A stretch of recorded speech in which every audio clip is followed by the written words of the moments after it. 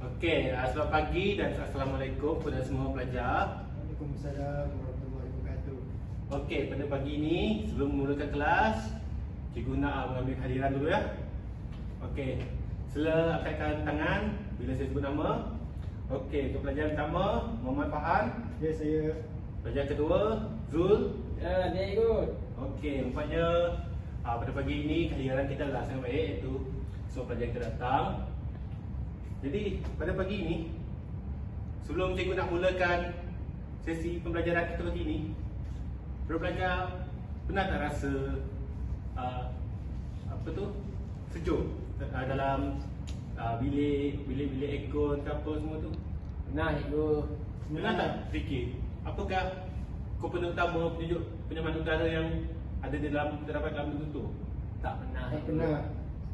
Jadi pada pagi ini cikgu akan menerangkan empat komponen utama penyamanan udara kita. Okey.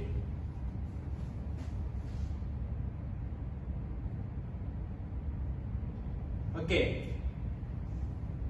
Dalam suatu penyamanan udara, dia hanya memerlukan empat saja komponen utama kita. Okey. Komponen yang pertama kita bisa lihat kat ikon. Ikon yang paling umum kita biasa lihat adalah aircon di rumah. Penyamanan udara di rumah terdapat pada 2 unit. Di dalam 2 unit tu kita dapat hanya 4 saja komponen utama. Komponen utama kita adalah pemampat. Kedua adalah pemeluap. Tiga adalah rambut ataupun kita panggil peranti pemitaran. Dan terakhir adalah penyejar. Okey. Setakat ni faham tak apa yang cikgu terangkan tadi? Faham, cikgu. Okey. Sebelum kita belajar komponen utama tadi, cikgu nak masuk dulu pada kitaran asas dia. Kitaran asas yang melibatkan empat komponen utama tadi itu. Kitaran asas komponen utama tadi itu melibatkan dua bahagian. Satu adalah bahagian dalaman, satu adalah bahagian keluaran. Bahagian dalaman iaitu daripada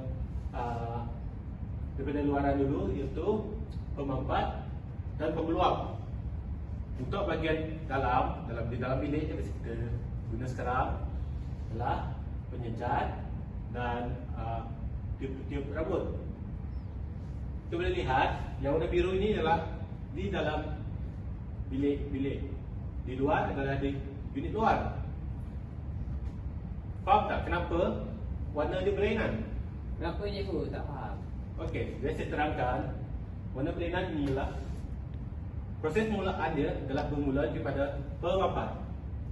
Apabila pemampat itu memampatkan angin, jadi tekanan yang tinggi.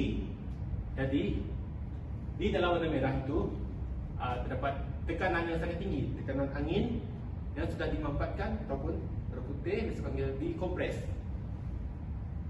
Apabila dia naik ke atas sampai ke pemeluap, udara panas tadi akan disingkirkan. Apabila udara panas tu akan disingkirkan, biasa awak lalu awak jalan antara sekolah kita, bila awak lalu unit luar ikut, awak rasa panas kan? Rasa panas, cikgu. Panas. Itulah pemeluap. Pemeluap tu, angin itu dikeluarkan oleh pemeluap. Selepas udara panas dikeluarkan oleh pemeluap, angin itu tadi akan naik ke atas lagi, pergi ke TXP, iaitu tiup rambut. Daripada tiup rambut ini, dia akan ada fungsi dia. Nanti cikgu akan terangkan fungsi tiup rambut ini. Apabila coil tu sedang masuk ke dalam rumah, jadi udara sejuk tu akan keluar dalam tu. Itu yang kita rasa sejuk pada pagi ini. Okey. Seterusnya, tapi apabila udara tekanan tu bila sampai ke dalam, tekanan tu menjadi rendah. Okey.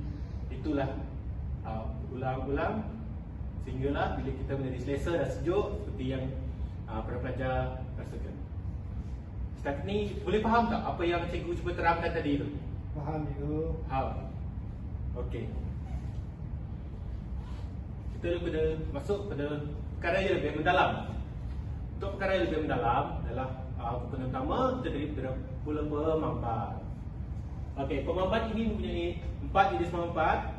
Pertama, cikgu terangkan fungsi pemampat ialah menyedut angin-angin yang berada di luar dan angin-angin yang berada di sekitar kita akan dipampatkan untuk menjadi tekanan yang sangat tinggi. Siapa tahu bagaimana rupa bentuk pemampat tu? Okey, cikgu ada sediakan 5 rajah untuk pemampat tu. Jenis pemampat ni terdapat 4 jenis tadi yang cikgu terangkan. Pertama adalah pemampat salingan. Kedua, pemampat putar. Keempat, pemampat bar. Yang terakhir, pemampat skru. Okey. Faham? Boleh faham? Faham juga. Zul boleh faham ya? Faham cikgu. Faham. Okey. Lepas tu cikgu akan terangkan salah satu jenis pemampat tadi adalah pemampat jenis skru. Pemampat jenis skru itu ialah pemampat tu jenis menggunakan sistem itu mempunyai skru. Dia akan putar pemampat skru hingga dia menjadi kering. Lepas tu dia akan mementeraikan gelincir dalam fungsinya atau mana-mana ruangannya untuk pemampat jenis skru ni. Okey, untuk seterusnya iaitu pemampat jenis salingan. Okey, Zul, apa yang awak dapat dalam slide cikgu ni? Awak boleh tahu berapa jenis pemampat ni? Tak tahu cikgu. Okey, kita terangkan pemampat ni mempunyai tali salingan ni mempunyai 3 jenis bahagian ataupun 3 jenis. Yang pertama ialah jenis yang terbuka, yang biasa dalam bahasa kejuruteraan biasa dipanggil sebagai open type. Yang kedua ialah jenis yang tertutup, iaitu panggil hermetic. Dan yang terakhir adalah salingan parahermetic, iaitu panggil semi hermetic, iaitu dia setengah tertutup dan setengah terbuka yang tadi.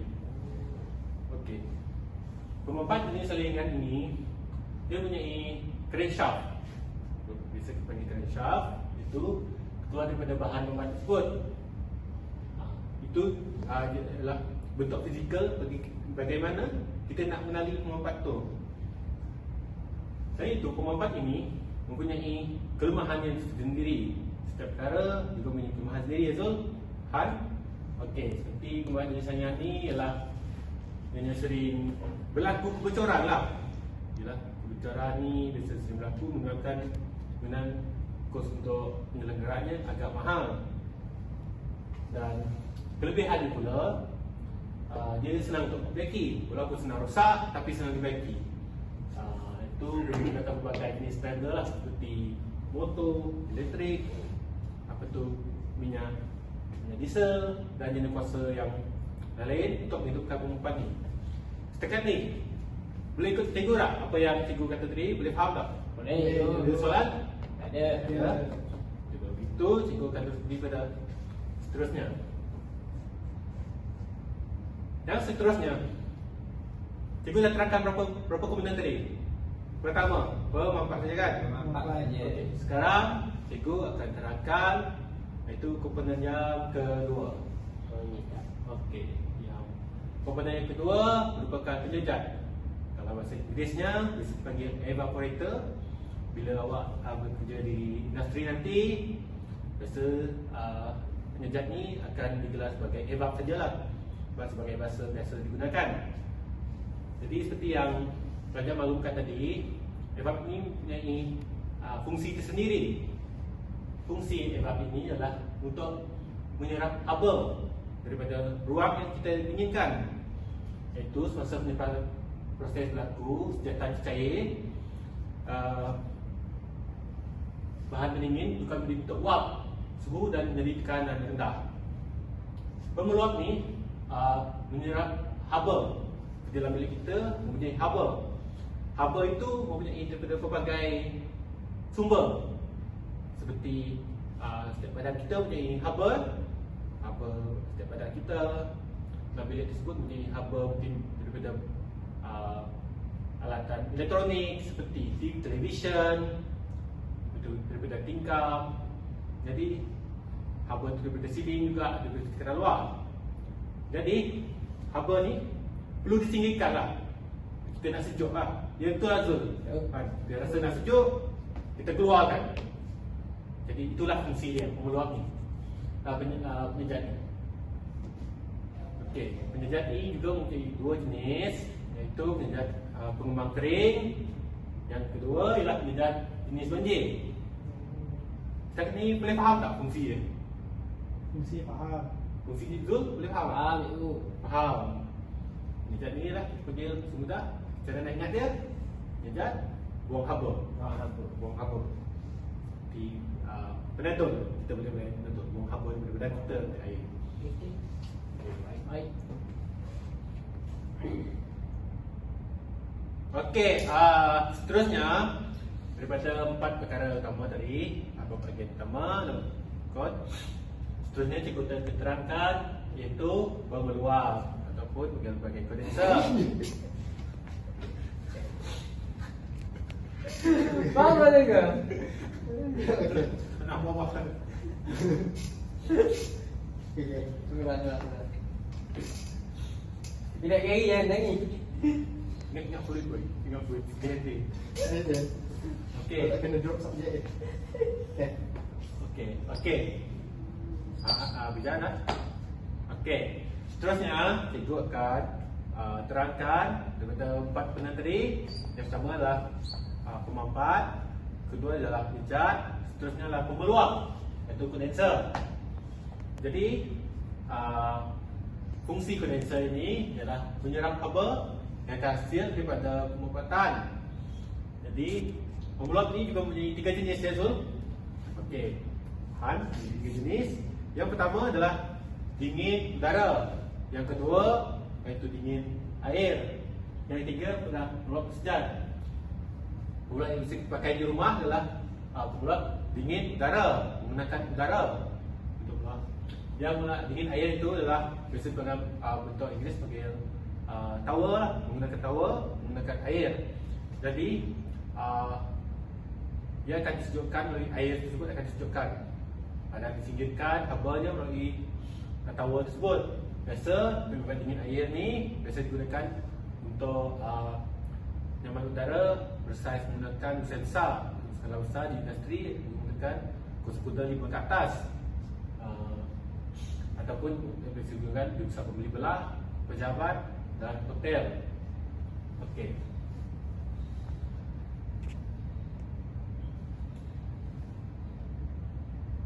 Yang terakhir, cikgu dah terangkan 3.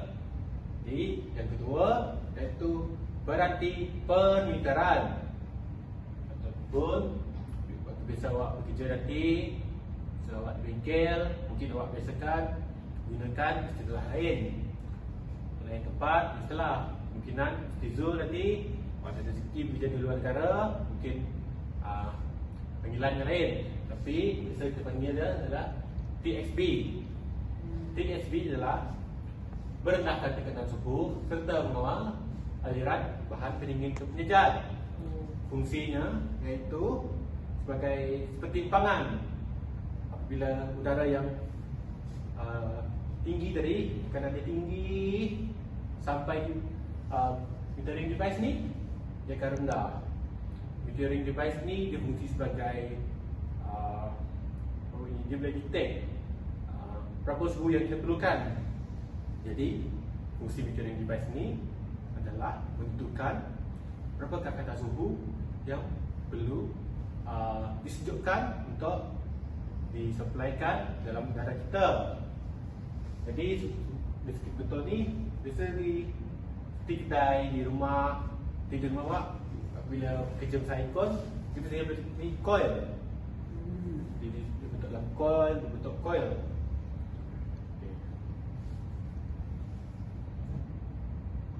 Okey. Apa yang cikgu terangkan tadi daripada 4 bahan tersebut adalah itu merupakan perkara penting. Awak sebagai pelajar tingkatan 4, awak perlu mengerti 4 perkara itu. Itulah perkara asas dalam pembelajaran awak sebagai pelajar penunjuk kuan dan penyamaran udara. Jadi setakat ni, setakat apa yang cikgu dah ajarkan tadi, cikgu dah terangkan, cikgu beri contoh gambar. Boleh faham apa yang kita belajar pada hari ini?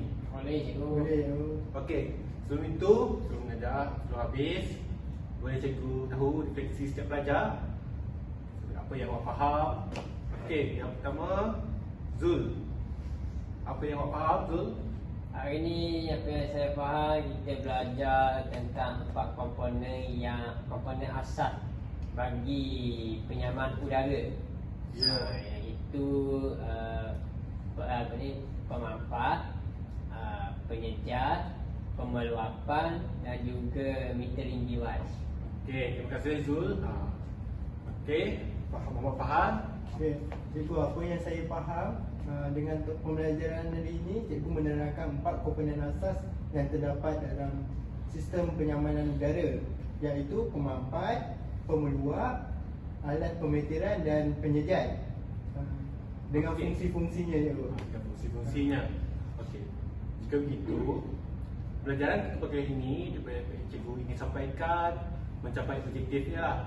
Iaitu bagi pelajar memahami, dapat mempunyai perbezaan setiap huruf. Okey. Sebelum cikgu bersurai, cikgu ingin memberi beberapa latihan kepada pelajar. Okey, untuk buat di rumah ataupun di asrama ya. Okey, latihan yang pertama iaitu kelebihan dan kelemahan pemanfaat salingan. Yang kedua, cari dengan lebih jelas mengenai beberapa dingin angin. Okey. Ya. Okey. Pelajar boleh mencari sumber-sumber untuk yang ni daripada library kolej kita, Kernel, ataupun daripada sumber internet. Cuma pelajar, setiap jawapan pelajar tu perlu dengan lebih jelas lah. Baik cikgu. Okey. Sebelum itu, apa-apa lagi pertanyaan? Tak ada cikgu. Tak ada cikgu. Jika tak ada apa-apa pertanyaan, cikgu dekat ini saja kelas kita dengan bacaan bismillah. Assalamualaikum. Sekian saja kelas kita bersurai. Terima kasih cikgu.